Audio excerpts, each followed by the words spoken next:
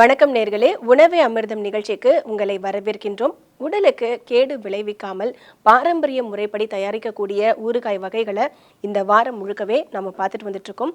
அந்த வகையில் இறுதி நாளான இன்னைக்கு என்ன ஊறுகாய் வகையை பார்க்க போறோம்ட்டு டாக்டர் கிட்ட கேட்டு தெரிஞ்சுக்கலாம்.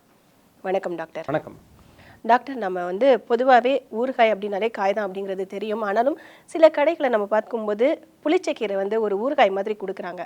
இது எந்த மாதிரியான கேட்டகரியில் வருது? ஊறுகாயா இல்லை இது வேற என்ன வகை டாக்டர்? ஒரு விதமான கீரை பக்குவம்னு நம்ம எடுத்துக்கலாம். ஆனால் அவங்க அந்த ஊறுகாய்ன்னு சொல்கிறது மறுபடியும் அவங்க வதக்கி பக்குவப்படுத்தி தான் பாட்டில் போட்டு வச்சுருப்பாங்க. அதனுடைய நன்மைகள்லாம் நம்ம கிடைக்காம போகும்.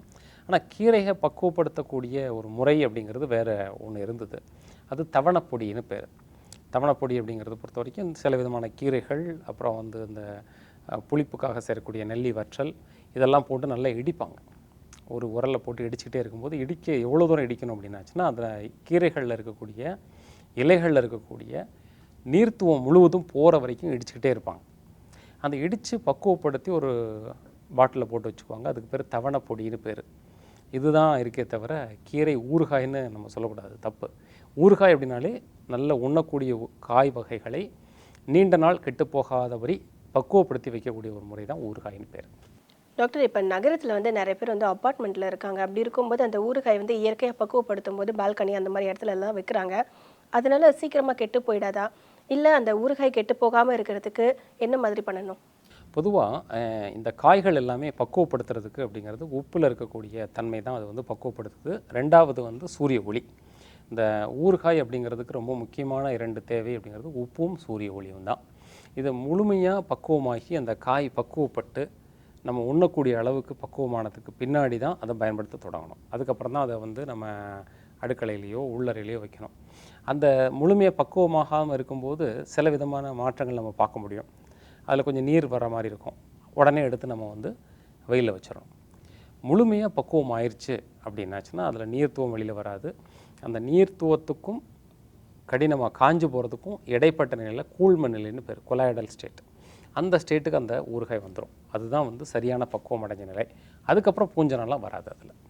டாக்டர், பொதுவாக ஊறுகாய் அப்படின்னாலே உப்பு, புளிப்பு, காரம் இது எல்லாமே சேர்ந்து தான் இருக்கும். இப்போ நாம் செய்யக்கூடிய இந்த ஊறுகாய் இது எல்லாமே சேர்ந்து தான் இருக்குமா? உப்பு, புளிப்பு, காரம் கொஞ்சம் தூக்குதலாக இருக்கிறது தான் ஊறுகாய்னு பேர். இது 3 சுவையும் கொஞ்சம் முன்ன நிற்கும். மற்ற சுவைகள்லாம் கொஞ்சம் பின்தங்கி இருக்கும். உதாரணத்துக்கு நெல்லிக்காய் ஊறுகாய் எடுத்துட்டிங்கன்னா இனிப்பு கொஞ்சம் பின்னால் இருக்கும், உப்பு கூடுதலாக முன்னாடி இருக்கும், புளிப்பு கூடுதலாக இருக்கும். இதே மாதிரி அறுசுவையும் கலந்து இருக்கக்கூடியது தான் ஊறுகாய்னு பேர். பொதுவாக எந்த விதமான உணவாக இருந்தாலும் சரி, முழுமையான ஒரு உணவு அப்படின்னாச்சுனாலே 6 சுவையும் அதில் கலந்துருக்கணும். அதில் குறிப்பாக நம்ம இந்த ஊறுகாய் அப்படிங்கிறதுல எல்லா சுவையுமே இருக்கும். முன்ன அதிகமாக இருக்கிறதுக்கான காரணம் என்ன அப்படின்னாச்சுன்னா, இது குறைவாக சாப்பிட்டா போதும். அதே மாதிரி லேசாக நாக்கில் வச்சாலே நிறைய அளவுக்கு மற்ற உணவுகள் செரிமானம் பண்ணக்கூடிய தகுதி இருக்குது. அப்படிங்கிறதுனால இந்த சுவையெல்லாம் குறைவாக இருந்தாலே, அதிகமாக இருந்தாலும் குறைவாக நம்ம எடுத்தாலே போதுமானது. டாக்டர், இன்றைக்கி நம்ம என்ன ஊறுகாய் பார்க்க போகிறோம் டாக்டர்? இன்றைக்கி நம்ம கடைசி நாளாக இருக்கிறதுனால இன்றைக்கி நெல்லிக்காய் ஊறுகாய், இதுதான் நம்ம இன்றைக்கி செஞ்சு பார்க்க போகிறோம். இதில் என்னென்ன மாதிரியான ஊட்டச்சத்துக்கள் இருக்குது? இதை நம்ம எப்படி செய்ய போகிறோம் டாக்டர்? நெல்லிக்காயினுடைய நன்மைகள்னு எடுத்து பார்த்தோன்னா ஏராளமாக இருக்கும். முழுமையாக அது காயகல்பம், உடம்பில் இருக்கக்கூடிய அத்தனை உறுப்புகளையும் தூண்டுவிச்சு சிறப்பாக செயல்பட வைக்கிறதுக்கு இந்த நெல்லிக்காய் உதவியாக இருக்கும். இது செய்கிற முறைன்னு எடுத்துட்டோன்னா, அந்த நெல்லிக்காய் இளம் நெல்லிக்காய்களை எடுத்துகிட்டு மேலே அந்த மூங்கில் குச்சிகளை வச்சு ஒரு சின்ன சின்ன ஓட்டைகள் போட்டோம். ஏன்னா இரும்பு அல்லது வேறு விதமான உலோகங்களாலான ஊசி வச்சு ஓட்டை போடக்கூடாது. மரக்குச்சி அல்லது மூங்கில் குச்சியை வச்சு நல்லா ஓட்டை போட்டுட்டு அதில் மிளகு, உப்பு பொடி பண்ணி அதை நல்லா முழுமையாக அதில் உள்ள இறங்குற அளவுக்கு பக்குவப்படுத்தி மறுபடியும் குலுக்கி வெயிலில் வச்சு எடுத்துக்கிட்டோம் அப்படின்னாச்சுன்னா இது பக்குவமாகிட்டோம். மிளகு சேர்க்கணும்னு கூட அவசியம் இல்லை. இந்துப்பு அல்லது கல்லுப்பு பொடி சேர்த்து பக்குவப்படுத்தி நம்ம எடுத்து வச்சுக்கலாம். இது பார்த்திங்கன்னா உடலில் இந்த மாதிரி உப்புச்சுவையும் சேர்த்து செய்யக்கூடிய அந்த நெல்லிக்காய் 6 சுவையும் அடங்கினதாக இருக்கும். கொஞ்சம் லேசாக மிளகும் சேர்த்துட்டோம்னா அந்த 6 சுவையும் அடங்கினதாக இருக்கும். இது மிகச்சிறந்த ஒரு காயகல்பம். காயகல்பம்னு சொல்லக்கூடியது உடம்பை அழியாமல் பாதுகாக்கக்கூடிய ஒரு பொருள். இப்போ இன்றைய காலகட்டத்தில் இருக்கக்கூடிய அத்தனை நோய்கள், தொற்றாத நோய்கள் சொல்லக்கூடிய நான் கம்யூனிகபிள் டிசீஸ், இதய நோய்களாகட்டும், இரத்த அழுத்த அதிகம் இருக்கக்கூடிய நோயாகட்டும், இரத்த சர்க்கரை அளவு கூடி இருக்கக்கூடிய சர்க்கரை நோய் டயபெட்டிஸ் மெலிட்டஸாக இருக்கட்டும், அல்லது கேன்சர் ப்ரிவென்ஷன், பல நோய்களை வராமல் தடுப்பதற்காக செய்யக்கூடிய முறைகளாகட்டும், எல்லாமே இதில் அடங்கியிருக்குது. இப்போது இன்றைய காலகட்டத்தில் ரொம்ப அச்சுறுத்தலாக பயமாக இருக்கக்கூடிய விஷயம் அப்படின்னாச்சுன்னா கேன்சர். இந்த புற்றுநோய் வராமல் தடுக்கிறதுக்கு என்ன வழிகள்லாம் உண்டுன்னு அங்கங்கே தேடிட்டுருக்காங்க. நம்ம வந்து ஆன்டி ஆக்சிடென்ட் டேப்லெட் போடவா, டெய்லி நான் விட்டமின்ஸ் டேப்லெட்டை உள்ளே முழுங்கிக்கவா, அல்லது வந்து நான் வந்து பலவிதமான கடைகளில் கிடைக்கக்கூடிய அந்த கேன்சர் தடுக்கக்கூடிய மருந்து மாத்திரைகள்லாம் சாப்பிடுவான்னு நிறைய பேர் தேடி தேடி அலையக்கூடியதாக இருக்கிறாங்க. அவங்களுக்கெல்லாம் நம்ம சொல்லக்கூடிய விஷயம் என்னென்னா, இந்த நெல்லிக்காய் ஊறுகாயை எடுத்து வச்சுட்டு தினமும் ஏதாவது ஒரு வேளை இந்த நெல்லிக்காய் ஊறுகாய் சாப்பிட்டு வந்தாங்க அப்படின்னாச்சுன்னா இந்த புற்றுநோயை வராமல் தடுக்கிறதுக்கு ஒரு சிறந்த வழியாக நம்ம இதை சொல்லலாம். அதனால் புற்றுநோய், இரத்த அழுத்தம் அதிகமாக இருக்கக்கூடியது, அதுக்கப்புறம் வந்து இதய நோய்கள் இதெல்லாம் வராமல் தடுக்கிறதுக்கும் வந்தவங்களுக்கு உணவாக அமையக்கூடியது தான் இன்றைக்கி நீங்கள் செய்து காட்டக்கூடிய நெல்லிக்காய் ஊறுகாய். நிச்சயமாக டாக்டர், அந்த நெல்லிக்காய் ஊறுகாய் எப்படி செய்யறதுன்னு நேயர்களுக்கு நான் செஞ்சு காமிச்சிட்டு வந்துடுறேன். செஞ்சுட்டு வந்துடுறோம். பல்வேறு நன்மைகளை அளிக்கக்கூடிய நெல்லிக்காய் ஊறுகாய் எப்படி செய்யறதுன்னு இப்போ நம்ம பார்த்துடலாம்.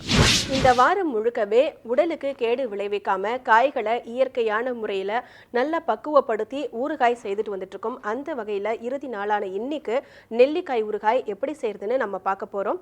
நெல்லிக்காய் ஊறுகாய் செய்ய என்னென்ன பொருட்கள் தேவைன்னு இப்போ நம்ம பார்க்கலாம். நெல்லிக்காய், கல்லுப்பு. இந்த நெல்லிக்காயை வந்து நம்ம இயற்கையான முறையில், அதாவது நம்ம குத்தி குத்தி தான் வைக்க போகிறோம். அது வந்து எந்த ஒரு இரும்பாலான பொருளாகவோ இல்லை வேறு ஏதாவது மூலியமாகவோ நம்ம அதை குத்தக்கூடாது. ஏன்னா அதில் இருக்கக்கூடிய சின்ன சின்ன துரும்புகள் கூட இந்த நெல்லிக்காயோட கலந்து அதை உடலுக்கு கேடு விளைவிக்கும். அதனால மூங்கில் குச்சி அப்படி இல்லைன்னா மரக்குச்சியால் தான் இந்த நெல்லிக்காயை வந்து குத்தி குத்தி எடுக்கணும். அதை எப்படி செய்யறது நான் உங்களுக்கு காட்டுறேன். இந்த போல் ஒரு மரக்குச்சியை வச்சு இந்த நெல்லிக்காயை குத்தி குத்தி எடுக்கணும். இது எதுக்காக நம்ம அப்படி செய்கிறோம்னா, நம்ம இதில் கல்லுப்பு போடும்போது அந்த உப்பு வந்து இந்த நெல்லிக்காய்க்கு உள்ளே நல்லா போனால் தான் அந்த நல்ல சுவை கிடைக்கும். அதுக்காக தான்.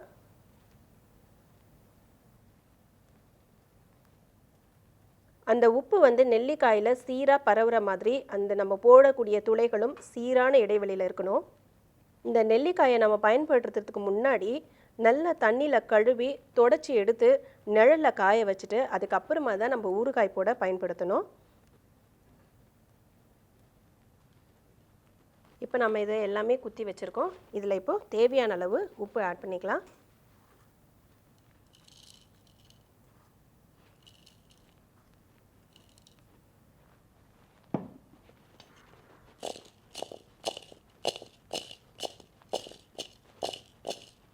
நம்ம இந்த நெல்லிக்காயில் சின்ன சின்னதாக துளைகள் போட்டிருக்கோம். அதுக்குள்ளே இந்த கல்லுப்பு வந்து மெதுவாக தான் இறங்கும். முதல்ல அதில் இருக்கக்கூடிய சாரெல்லாம் இறங்கி அதோடு கூட அந்த உப்பு நல்லா கலந்து அதுக்கப்புறமா அதுக்குள்ளே போயிடும். நம்ம டெய்லியுமே வெயிலில் வச்சு வச்சு எடுக்கணும். ஒவ்வொரு நாளும் இது போல் நல்லா குலுக்கி விட்டுக்கிட்டே இருந்தோம்னா சீராக அந்த உப்பு வந்து எல்லா காயிலையும் சேர்ந்துடும். அதுக்கப்புறமா நம்ம எடுத்து பயன்படுத்த ஆரம்பிச்சிடலாம். இந்த வாரம் முழுக்கவே காய்களை இயற்கையான முறையில் பக்குவப்படுத்தி அதனுடைய குணநலன்கள், ஊட்டச்சத்துக்கள் முழுமையாக நமக்கு கிடைக்கிற மாதிரியான ஊறுகாய்களை நம்ம செஞ்சு பார்த்துட்டு வந்துட்டுருக்கோம். டாக்டர் ஏற்கனவே சொல்லியிருக்காரு எந்தெந்த காய்களை ஊறுகாயாக பயன்படுத்தணும், எந்தெந்த காய்களை பயன்படுத்தக்கூடாது அப்படின்ட்டு. அதையெல்லாம் நீங்கள் கண்டிப்பாக ஃபாலோ பண்ணுங்கள். உங்கள் வீட்லையும் இதே போல் நீங்கள் ஊறுகாய்களை செஞ்சு பாருங்கள். உங்களோட ஃபீட்பேக்ஸை மறக்காமல் எங்களுக்கு எழுதி அனுப்புங்க. அடுத்ததாக நேர்களோட சந்தேகங்களுக்கு டாக்டர் தரும் விளக்கங்களை இப்போ நம்ம பார்க்கலாம். டாக்டர் சுரேஷ் குமார் அப்படிங்கிற நேர் கீழ்கட்டையிலிருந்து எழுதியிருக்காரு. அவங்களுக்கு வந்து ஆஃபீஸில் வேலை செய்யும்போது எல்லாருமே ஒன்றா ஒரு பெரிய ஹாலில் தான் ஒர்க் பண்ணிட்டு இருக்காங்களாம். நிறைய பேர் வந்து தும்மிக்கிட்டே இருக்காங்க. எனக்கும் அந்த மாதிரி அந்த இன்ஃபெக்ஷன் வந்துருமோ அப்படிங்கிற ஒரு பயம் இருக்குது. அதுலேருந்து தற்காத்துக்குள்ள என்னென்ன மாதிரியான வழிமுறைகளை கையாளணும் அப்படின்னு கேட்டிருக்காருங்க டாக்டர். பொதுவாக இந்த பெரிய குழுமமாக இருந்து வேலை செய்யக்கூடிய இடங்களில் பார்த்திங்கன்னா, ஒருத்தருக்கு தும்மல் வந்ததுன்னா அடுத்தவங்களுக்கு வந்துடும், அடுத்த மாதிரி ஜுரம் வந்ததுன்னா மற்றவங்களுக்கு வந்துடும் அப்படிங்கிற ஒரு அச்சம் இருக்க தான் செய்யுது. இதை பொதுவாக என்னென்னா, அந்த குழுமமாக வேலை பார்க்கக்கூடிய சூழ்நிலை இன்றைக்கி அதிகமாகிட்டே வருது. பெரிய ரூமாக இருக்கும். அந்த ரூமில் யாராவது ஒருத்தருக்கு ஏதாவது பிரச்சனை வந்ததுன்னா மற்றவங்களுக்கு வராமல் தடுக்கிறதுக்குள்ள வழிகளில் ரொம்ப முக்கியமானது சூரிய ஒளி. காலையிலையும் மாலையிலையும் இந்த மாதிரி கூட்டமாக வேலை செய்கிறவங்களில் கட்டாயமாக 10 நிமிஷம் இளம் வெயிலில் காலையிலையும் மாலையிலேயே நிற்கிறது. ஊட்டமான உணவுகளை அவங்க பின்பற்றுறது. அதாவது இவங்கெல்லாம் இந்த மாதிரி வேலை செய்கிறவங்கலாம் பார்த்திங்கன்னா கட்டாயமாக நேரத்துக்கு ஊட்டமான உணவுகளை எடுத்துக்கணும். இந்த வேலை விட்டுடலாம், அடுத்த நாள் நம்ம சாப்பிட்டுக்கலாம் அப்படிங்கிற மாதிரியான உணவுகளை ஸ்கிப் பண்ணுற வேலைகளை செய்யவே கூடாது. அடுத்தது இந்த ஃபாஸ்ட் ஃபுட், ஜங்க் ஃபுட்டுங்கிற மாதிரி விஷயங்கள் பக்கமே போயிடக்கூடாது. அதெல்லாம் இருந்தது அப்படின்னாச்சுன்னா எதிர்பார்த்தலை வேகமாக குறைச்சிட்டு இந்த தொற்று ஏற்படுறதுக்கான வழிவகைகளை நாமளே வழி கொடுக்குற மாதிரி ஆகிடும். அதே மாதிரி அந்த உணவு வகைகளில் ரொம்ப தெளிவாக இருக்கிறதும், அதே மாதிரி செயல்பாடுகளில் தெளிவாக இருக்கிறதும், அவங்கள இந்த பிரச்சனைகள்லேருந்து பாதுகாத்துக்கிறதுக்கு வழிவகைகளாக செய்யும். அதிகாலையில் இருந்துச்சு இந்த மூச்சு பயிற்சி மாதிரியான பயிற்சி வகைகள் செய்கிறது, கண்ணை மூடி அமைதியாக நம்ம வந்து ஆழ்நிலையில் அந்த நிகழ்வுகளை யோசித்து பார்க்குறது, இது மாதிரி செய்யும்போது என்ன ஆகும்னா உடலில் எதிர்ப்பாற்றல் கூடுறதா ஆய்வுகள் சொல்லுது. இது மாதிரியான யோக பயிற்சிகள், சிறந்த ஊட்ட உணவு, சூரிய ஒளி, இதெல்லாம் அவங்களுக்கு பயனுள்ளதாக இருக்கும். நிச்சயமாக டாக்டர். அடுத்த நேயர் பெங்களூர்ல இருந்து சுஹாசினி அப்படிங்கிறவங்க எழுதியிருக்காங்க. அவங்க ஐடியில் ஒர்க் பண்ணிட்டு இருக்காங்களாம். நிறைய நாள் வந்து நைட் ஷிஃப்ட் போக வேண்டிய நிலைமை ஏற்படுது. அதனால அவங்களுக்கு வந்து வாயில் துர்நாற்றம் வருது அப்படின்னு சொல்லியிருக்காங்க. நைட் ஷிஃப்ட் போகிறதுனால தான் துர்நாற்றம் வருதா, இல்லை வேறு ஏதாவது காரணமாக துர்நாற்றம் வராமல் இருக்கிறதுக்கு என்ன பண்ணணும் அப்படின்னு கேட்டிருக்காங்க டாக்டர். பொதுவாக வாய் துர்நாற்றம் ஏற்படுற சூழ்நிலை இருந்தது அப்படின்னாச்சுன்னா, இரவு கண் விழிச்சு வேலை பார்க்குறவங்களுக்கு கொஞ்சம் அதிகமாக தெரியறதுக்கு வாய்ப்பு இருக்குது. என்ன பண்ணணும்னா, பல் தூய்மைப்படுத்துறதுக்குன்னு நாம் ஏற்கனவே சொன்ன மாதிரி இந்த டூத் பேஸ்ட்டை முழுமையாக அவங்க நீக்கிடணும். அவங்க பல் துலக்கிறதுக்காக அந்த வேதிப்பொருட்கள் பல்ல தூய்மைப்படுத்துகிறேன்னு சொல்லிட்டு இந்த மவுத் வாஷ்லாம் நிறைய கிடைக்குது, ஆன்டிபாக்டீரியல் மவுத் வாஷ், இதெல்லாம் நிறைய மார்க்கெட்டில் கிடைக்குது. இதெல்லாம் என்ன பண்ணுது அப்படின்னாச்சுன்னா, வாயில் இருக்கக்கூடிய உள் அடுக்குகளில் பல்லுக்கு இடையில் இருக்கக்கூடிய இடைவெளிகளில் இருக்கக்கூடிய நன்மை செய்யக்கூடிய பாக்டீரியாக்கள் எல்லாத்தையும் முழுமையாக நீக்கிடுது. வேதிப்பொருட்களால் அந்த இடம் நிரம்பி இருக்கிறதுனால வெளியிலிருந்து சில விதமான கிருமிகள் தொற்று வாயில் வர்றதுக்கான வாய்ப்பு இருக்குது. இன்ஃபெக்ஷன் சொல்லக்கூடியது. அது என்னென்னா புண் ஏற்படுத்தணுன்னோ அல்லது பல்லுலேருந்து ரத்தம் வரணுன்னோ அவசியம் இல்லை. அங்கே போய் இருந்துட்டு இந்த உண்ட உணவு இருக்குது பார்த்தீங்களா, அதை சரியாக செரிமானம் பண்ணாமல் பல விதமான கோளாறுகள் பண்ணி வாய் நாற்றத்தை ஏற்படுத்துறதுக்கு உதவியாக இருக்குது. அதில் நாம் செய்யக்கூடியது என்னென்னா, நம்ம அவங்களுக்கு சொல்லக்கூடிய விஷயம் என்னென்னா, திரிபலா சூரணத்தை வச்சு பல் துலக்க சொல்கிறோம். அது கூட தேவைன்னா கொஞ்சம் கிராம்போ அல்லது கல்லுப்போ அல்லது கொஞ்சம் மிளகோ சேர்த்து பொடி பண்ணி சேர்த்து பல் துலக்கிட்டு வந்தாங்க அப்படின்னாச்சுன்னா இந்த வாய் துர்நாற்றத்துலேருந்து விடுபடலாம். இதே பொடியை வச்சு கஷாயம் மாதிரி பண்ணணும். 1 ஸ்பூன் பொடி போட்டு 1 டம்ளர் தண்ணீர் வச்சு 1/2 டம்ளரை வத்துற வரைக்கும் காய்ச்சி வடிகட்டிட்டு அந்த தண்ணீரை வாயில் கொஞ்ச நேரம் வச்சுருந்து உமிழ்ந்துக்கிட்டே இருந்துட்டு கொப்பளிக்கணும். இது மாதிரி பண்ணிட்டு வந்தாங்க, தொடர்ச்சியாக பண்ணிக்கிட்டே வந்தாங்க அப்படின்னாச்சுன்னா அந்த வாயில் இருக்கக்கூடிய அந்த இயல்பு நிலை இயல்பாக வர்றதுக்கு வாய்ப்பு இருக்குது.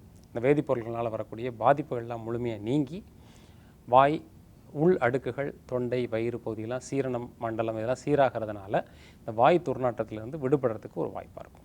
நிச்சயமாக டாக்டர். இந்த 2 நேயர்களோட கேள்விகளுக்குமே ரொம்பவே அருமையாக பதில் சொல்லியிருக்கீங்க. நன்றிங்க டாக்டர். நன்றி. காய்களை வேக வைத்து அதனோட உயிர்ப்பு தன்மையை நீக்கி அதோடு கூட மேலும் ரசாயனம், அதிகப்படியான எண்ணெய்களை சேர்த்து கடைகளில் கிடைக்கக்கூடிய ஊறுகாய்களை வாங்குவதன் மூலமாக நோய்களை விலை கொடுத்து வாங்கிட்டு இருக்கோம். அதை விடுத்து இந்த வாரம் முழுக்கவே நம்ம செஞ்சு பார்த்த 5 அருமையான ஊறுகாய் வகைகளை நீங்களும் உங்கள் வீட்டில் செஞ்சு பாருங்கள். நீண்ட ஆயுளோட ஆரோக்கியத்தோட வாழ உணவே அமிர்தம் குழுவின் சார்பாக வாழ்த்துக்கள். மீண்டும் அடுத்த வாரம் வேறொரு கான்செப்டில் உங்களை நாங்கள் சந்திக்கின்றோம். அதுவரை நன்றி, வணக்கம்.